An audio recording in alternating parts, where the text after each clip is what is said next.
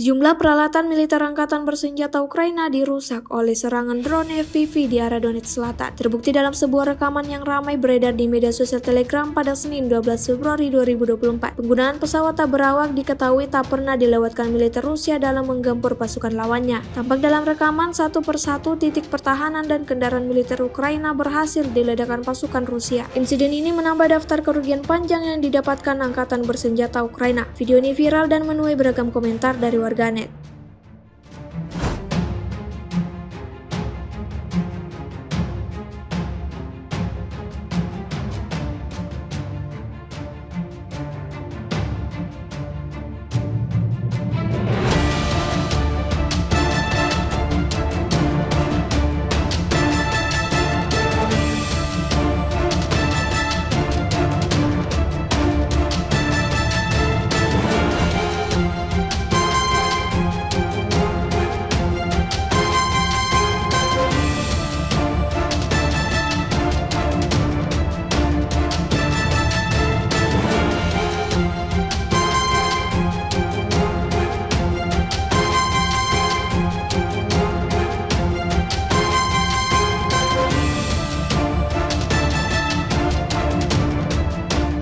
Download Tribun X sekarang, menghadirkan lokal menjadi Indonesia.